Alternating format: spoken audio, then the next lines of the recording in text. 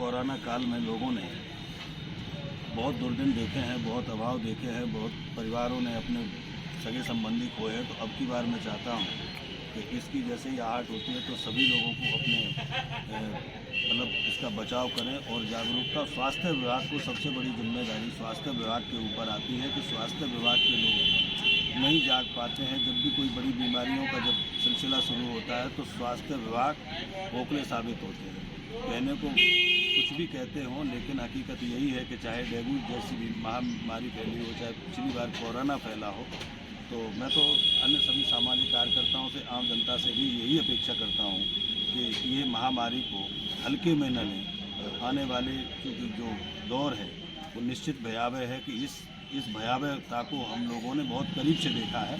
तो इसलिए हम सब लोगों की नैतिक जिम्मेदारी है कि बीमारी को कभी हल्के में नहीं लेना चाहिए। और जहाँ तक बचाव का सवाल है कि सभी लोगों को अपने मास्क और बच्चों को मतलब सुरक्षित रखें। और निश्चित रूप से बड़ी जिम्मेदारी आम नागरिक की ही है, क्योंकि हम सरकार पर कोई जिम्मेदारी थोपने से हम अपनी जिम्मेदारी से बच नहीं पाते हैं। लोकसभा में तो आज से ही ये लागू कर दिया, कोई भी सांसद जो है वो बगैर मास्क के अंदर नहीं जाएगा। नहीं, बिल्कुल सही बात है कि मानव जीवन सबसे पहला अधिकार, मानव जीवन ही सुरक्षित नहीं है तो उसके बाद सारे काम तो मानव जीवन के रहते हुए ही तो संपन्न हो पाते हैं। और जब आदमी का जीवन ही सुरक्षित नहीं है तो फिर उसके लिए तो हम तो चाहते हैं कि सभी लोगों को, और हम तो अपील करते हैं कि सभी लोगों को मास्क शुरू कर देना चाहिए। और जहाँ तक सरकार और प्रशासन जिस मुस्तैदी के साथ काम कर रहा है उसमें हम सब लोगों की सहभागिता भी निश्चित होनी चाहिए और हम लोगों को भी इसमें सहभागिता करनी चाहिए, क्योंकि ये